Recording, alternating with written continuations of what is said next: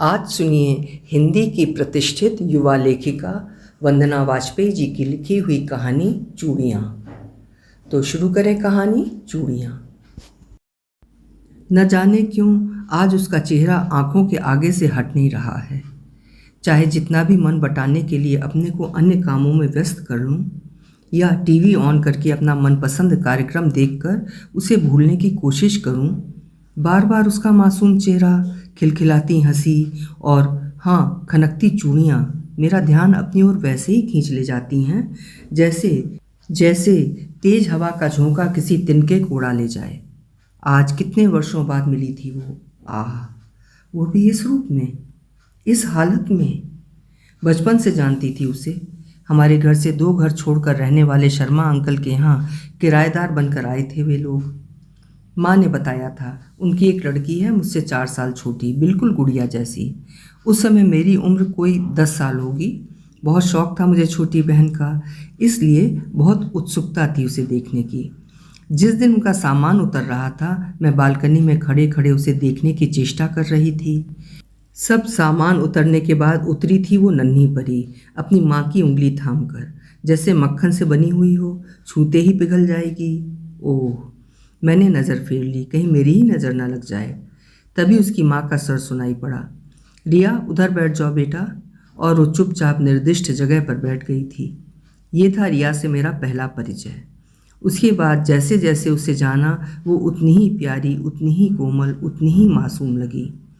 उसके मुंह में तो जैसे जुबान ही नहीं थी, बेहद शांत, न रोती न चिल्लाती, बल्कि कोई और चिल्ला रहा हो तो माँ की गोद में छिप जाती। और सबसे खास थी उसकी हल्की सी मुस्कुराहट, जरा से होंठ टेढ़े करके जब वो मुस्कुराती, सच्ची बिल्कुल मधुबाला जैसी लगती। हम बच्चे अक्सर उसे छेड़ते, रिया मुस्कुराना एक बार, बस एक बार प्लीज़। और रिया मुस्कुरा देती, फिर हम सब ताली बजाते, वाह रिया वाह। हाँ, एक और बात खास थी। बचपन में बच्चे तरह तरह के खिलौनों के लिए मचलते हैं, पर रिया सबसे अलग थी। उसे भाती थी तो बस रंग बिरंगी चूड़ियाँ, लाल पीली नीली हरी कांच की चूड़ियाँ खन खन करती हुई। उसकी गोरी कलाई में लगती भी बहुत अच्छी थीं। कांच की चूड़ियों की खन खन के स्वर उसे इतने अच्छे लगते थे जैसे किसी ने सितार के सातों तार छेड़ दिए हों। ज़रूरत बेज़रूरत हाथ हिला हिला कर चूड़ियाँ खनखनाती ही रहती, कहती, दीदी सुन रही हो ना ये खन खन, इसमें मेरी जान बसती है, जैसे नंदनवन वाले राक्षस की जान उसके तोते में बसती है। अगर ये खन खन रुक जाए ना तो जैसे सारी सृष्टि ही रुक जाएगी। मैं उसकी मासूमियत पर मुस्कुराकर उसका सर हिलाते हुए कहती, अच्छा खन्नो देवी।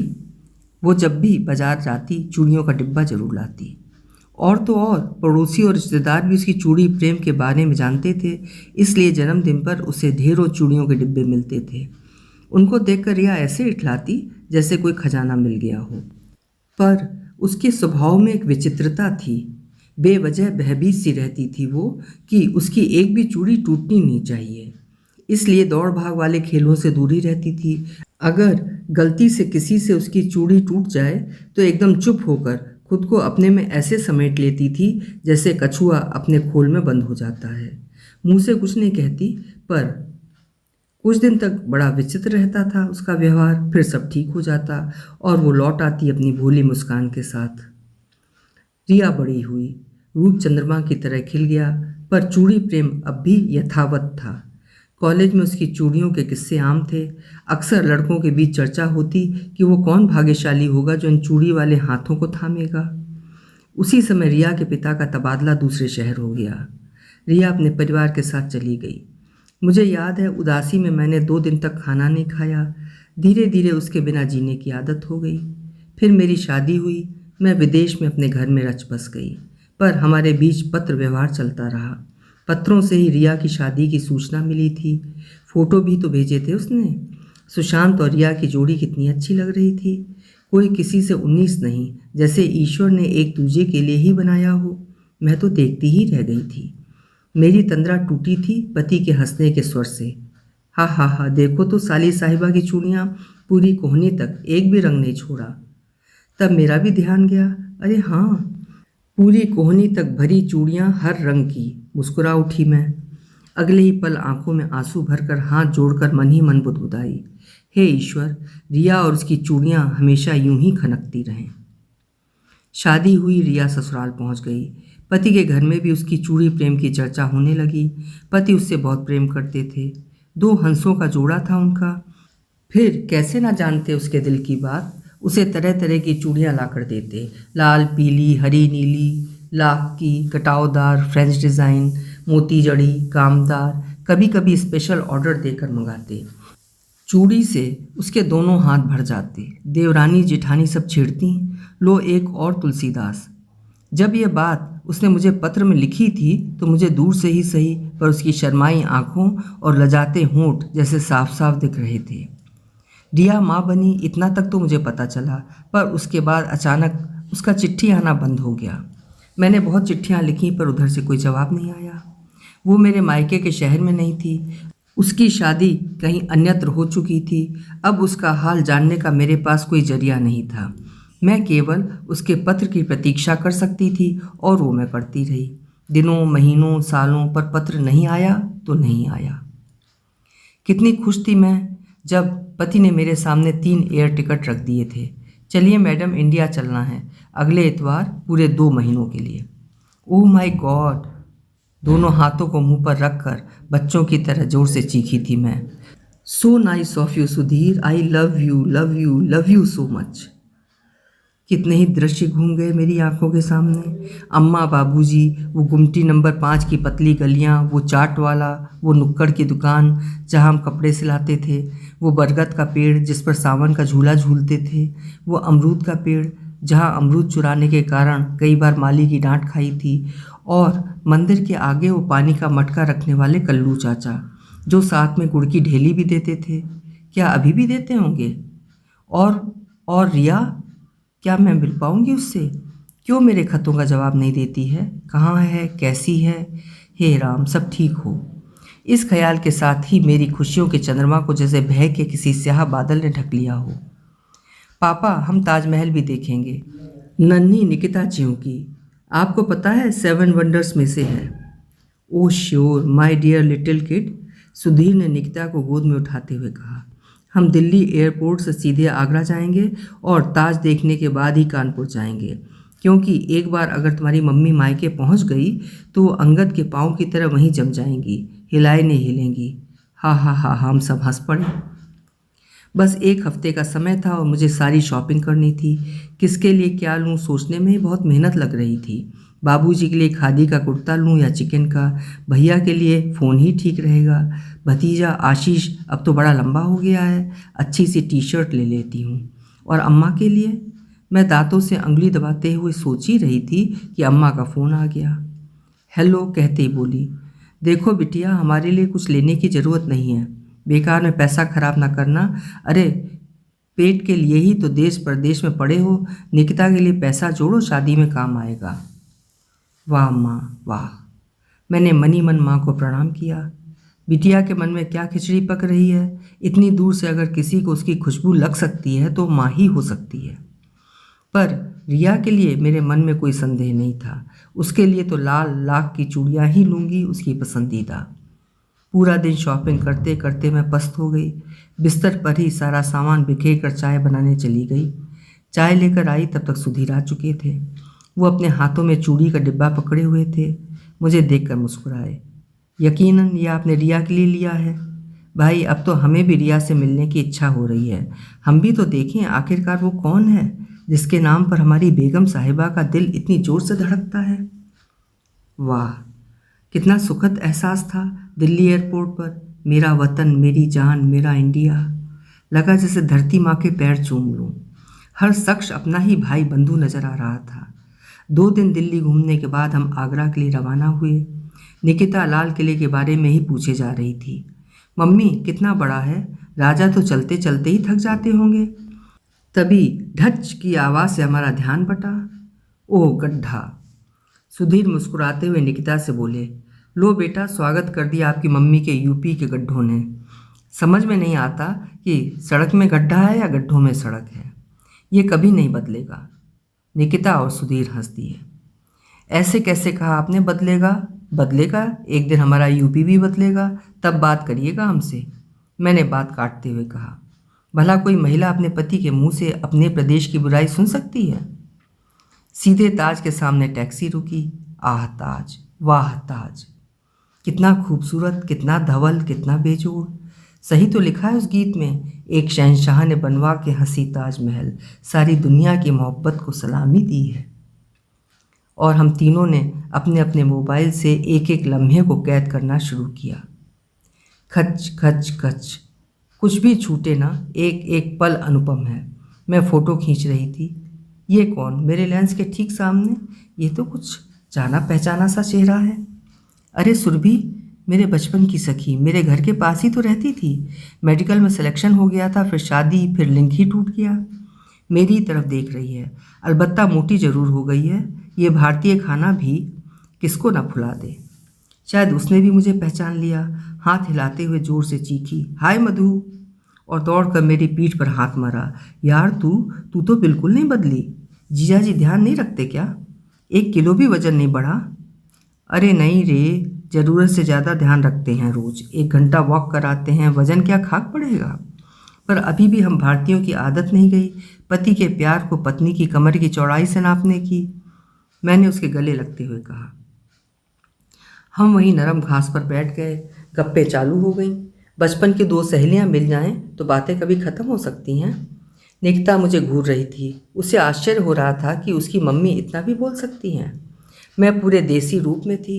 मेरे अंदर की नन्ही मधु, जो बढ़ती उम्र के नकली पर्दों में कहीं छुप गई थी, आज अपने असली रूप में बाहर आना चाहती थी। सुधीर हमारे लिए चाय पानी का इंतज़ाम कर रहे थे। और बता, रिया के बारे में कुछ पता है? मेरी इस स्वाभाविक जिज्ञासा को सुनकर सुरभि का मुंह अजीब सा बन गया। उसने चाय ऐसे हलक से उतारी जैसे जहर का घूंट पिया हो। तुझे नहीं पता? सुरभि ने प्रतिप्रश्न किया। क्या? मैंने लगभग चीखते हुए पूछा। किसी अनजान आशंका से मेरा दिल जोर से धड़कने लगा। रिया यहीं आगरा में है, कहकर सुरभि रुक गई। मेरे दिल को तसल्ली हुई ये जानकर कि वो जीवित है। मैंने तो 1 सेकंड में न जाने क्या क्या सोच डाला था। कहाँ है, कैसी है, चलो ना अभी चलते हैं उससे मिलने। मैं उसका हाथ पकड़कर बच्चों सी अधीरता के साथ बोली। वो पागल खाने में है। सुरभि फुसफुसाते हुए बोली। क्या? मैं जोर से चीखी। क्या कह रही हो तुम? नहीं, ऐसा नहीं हो सकता। मेरी आंखों के आगे अंधेरा छा गया। सुधीर ने मुझे थाम न लिया होता तो शायद मैं चक्कर खा कर गिर जाती। मेरे नेत्र गीले थे। बचपन की रिया की हर स्मृति मेरी आंखों के आगे तैर रही थी। ये सब कैसे हुआ सुरभि? कैसे? प्लीज़ बताओ, प्लीज़। कान वो सुनना चाहते थे जिसको सुनने के लिए मन बिल्कुल तैयार नहीं था। क्या बताऊं? नारी जीवन। सुरभि ने लंबी सांस लेते हुए कहा। यही मथुरा में हुई थी रिया की शादी और मैं आगरा में डॉक्टर बनकर आई थी। जब रिया के बारे में पता चला तो मैं पहुंच गई उससे मिलने। लंबी बातें हुई। 45 मिनट की दूरी, अक्सर मिलना जुलना हो जाता था। तुम्हारी भी बातें होती थी। बहुत खुश रहती थी वो। इतना तो तुझे पता ही है कि रिया के 2 बच्चे हैं। पति भी बहुत प्यार करते थे। जीवन हंसते खिलखिलाते हुए सामान्य गति से आगे बढ़ रहा था। पर गहरी सांस लेते हुए बोली, पर विधाता को कुछ और ही मंजूर था। सावन का महीना था। रिया का सोमवार का व्रत था। घर में पूजा की तैयारी हो रही थी। लाल साड़ी, लाल महावर और लाल चूड़ियों में रिया का रूप देखते ही बनता था। तभी वो अशुभ खबर आई, सुशांत के कार का एक्सीडेंट की। सब कुछ जैसे रुक गया हो। मुझे जैसे ही खबर लगी झट पहुंची थी मैं। रिया की वो दर्दनाक चीखें आज भी मेरे कानों में गूंज रही हैं। कितना बेबस होता है इंसान मृत्यु के आगे। कैसे छीन के ले जाती है मृत्यु एक साथ कई जिंदगियां। एक का मरना दिखता है, बाकी का नहीं। असमय ही उसके पति की मृत्यु ने तोड़कर रख दिया था उसे। आंसू थे कि थमने का नाम नहीं लेते थे। कुछ होश कहाँ था उसे, न कपड़ों का, न बालों का, न बिंदिया का।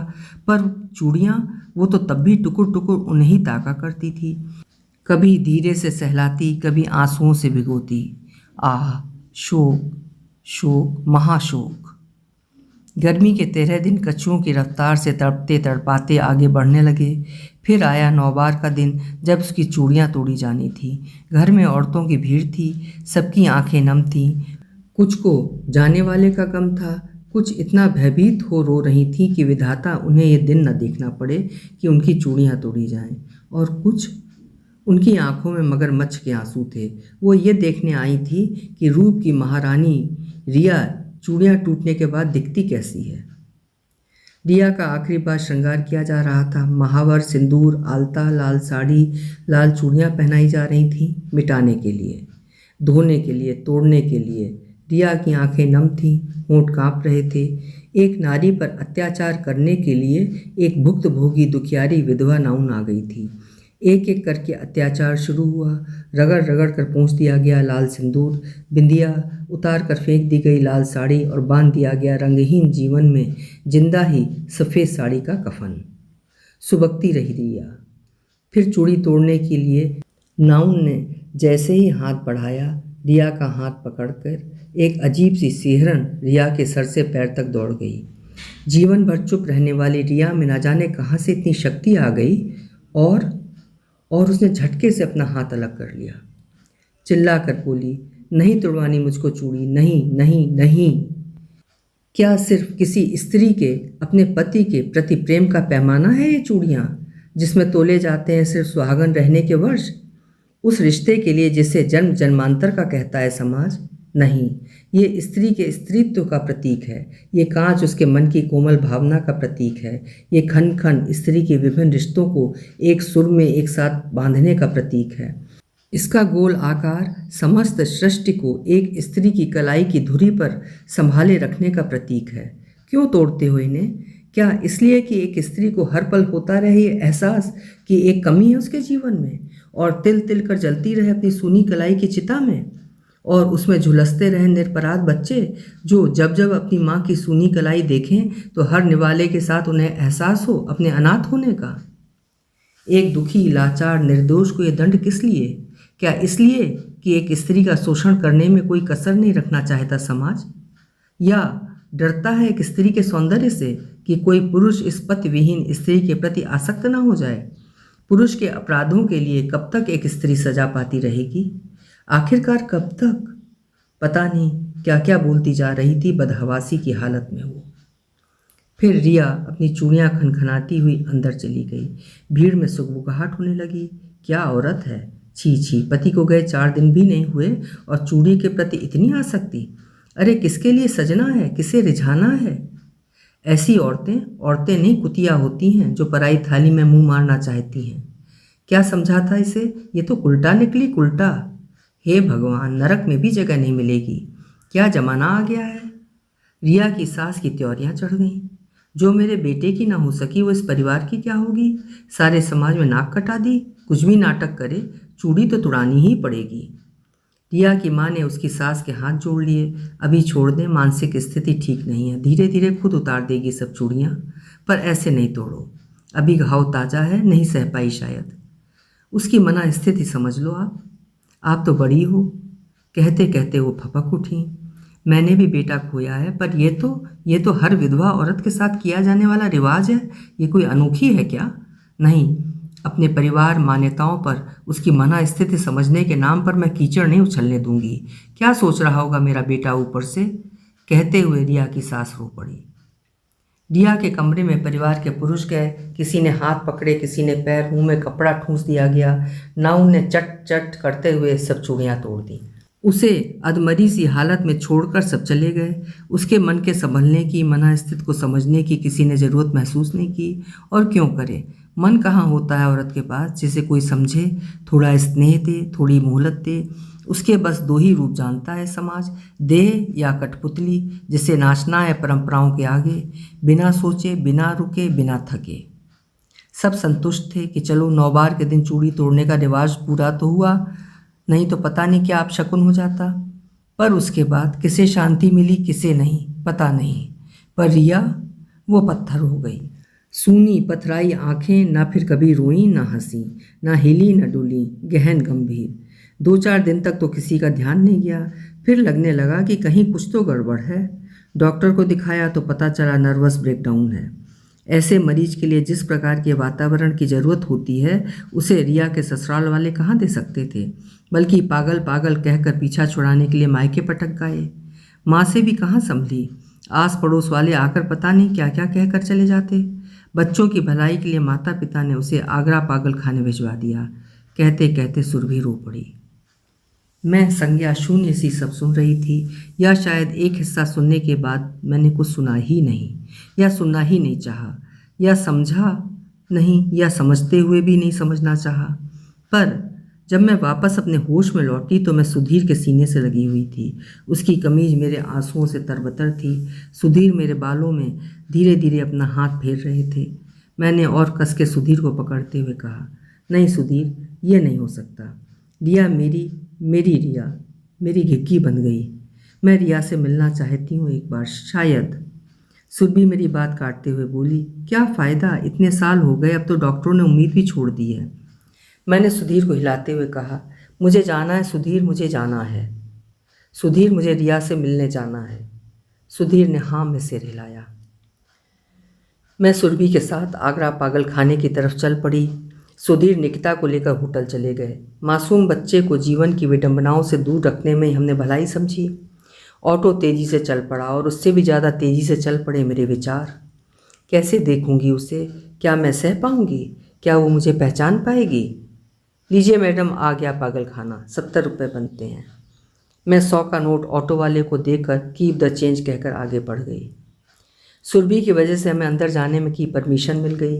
बड़ा ही विचित्र दृश्य था अंदर का। ये थी पागलों की दुनिया। इस दुनिया के अंदर एक अलग दुनिया, जीवित रहते हुए निर्जीव, समाज में रहते हुए भी बहिष्कृत, लगातार बोलते हुए भी शब्दों के एहसासों से परे। हर किसी का अपना दर्द, अपनी घुटन, अपनी कहानी, अधूरी कहानी जो आगे बढ़ नहीं पाई, और कैद हो गई जिंदगी एक अधूरी कहानी में। मुझे दिख रही थी ढेर सारी औरतें, बेतरतीब बाल, बेतरतीब वस्त्र, बेतरतीब जीवन। कुछ के फटे कपड़े देख मैंने टोका, ऐसा क्यों? परिचारिका ने बताया, मैडम जी, फंड्स की कमी है, पागल खानों को कोई दान भी नहीं देता, कहाँ से लाएं नए कपड़े। एक औरत हंस रही थी, बेतहाशा, विभत्स अट्टहास, जैसे कहना चाहती हो, आओ समाज के ठेकेदारों आओ। बहुत चुभती थी ना मेरी हंसी। लड़की हंस नहीं सकती, दांत ना दिखे, महाभारत हो जाएगी। अब रोको मेरी हंसी। मेरी आंखों में आंसू आ गए। हाँ, शायद यही वो अवस्था है जहाँ लड़की खुलकर हंस सकती है। कुछ औरतें रो रही थीं। क्या बेवजह?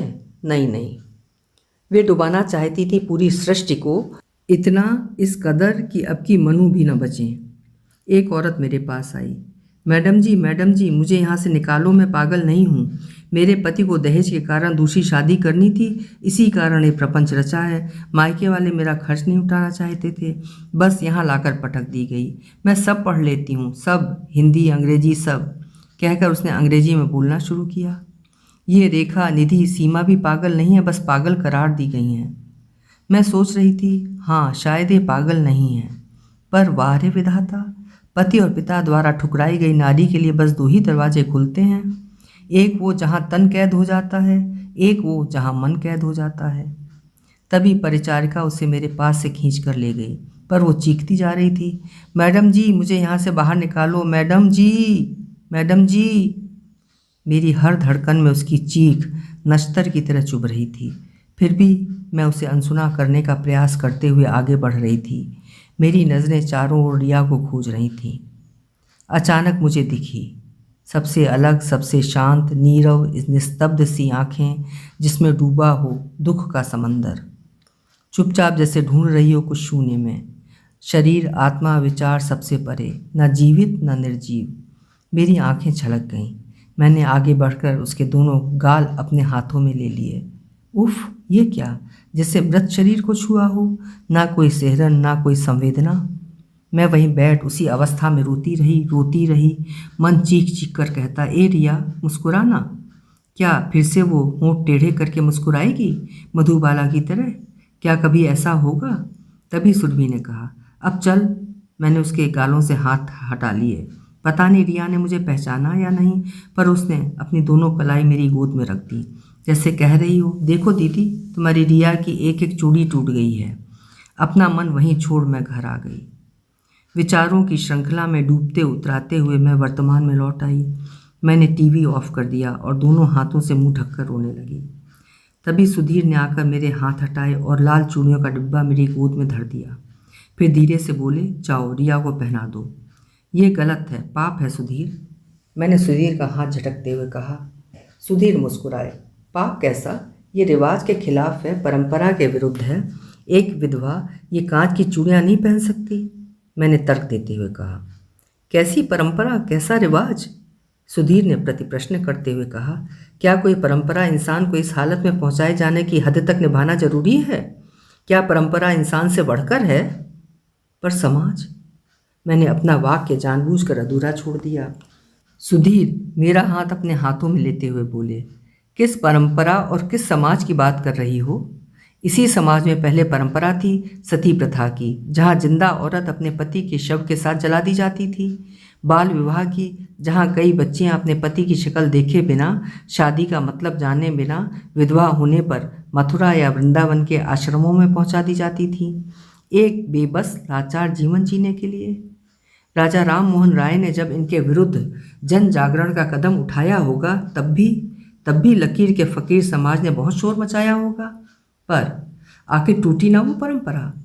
और देवदासी परंपरा, जहाँ औरतें देवता से विवाह के नाम पर पंडे पुजारियों की भोगिया बनने को विवश थीं, कहाँ है वो परंपरा? ये परंपराएं नहीं, बेड़ियाँ हैं दास्ता की, चिन्ह शोषण के। इसकी शिकार महिलाएं या तो ढोई जाती हैं बोझ की तरह भाइयों के द्वारा, या अभिशप्त होती हैं किसी किसी देवालय पागलखाने में जीवन मात्र काटने को। जीवन साथी का खोना एक बहुत दुख की बात है, स्त्री पुरुष दोनों के लिए। पर एक दुखी स्त्री से जीवन के सब रंग छीन लेना क्या उचित है? जाओ मधु, जाओ रिया को चूड़ियाँ पहना कर आओ। शायद उसके जीवन का संगीत फिर खनखना उठे, शायद वो ठीक होकर फिर से एक नए जीवन की शुरुआत कर सके, फिर से जी उठे, या शायद इस तरह तो न मरे। उठो मधु, हिम्मत करो, शुरुआत करो, बदलेगा इतिहास। धीरे धीरे मौन रहकर ही सही, पर बदलेगा। मैंने आंसू पोंछकर सुधीर से चूड़ियों का डिब्बा ले लिया और चल पड़ी। ऑटो, पागल खाने चलो। मैं ऑटो में बैठ गई। धचाक। अरे ये क्या? मैडम जी, सड़क में बहुत गड्ढे हैं। मैं चूड़ी के डिब्बे की तरफ देखकर मुस्कुराई।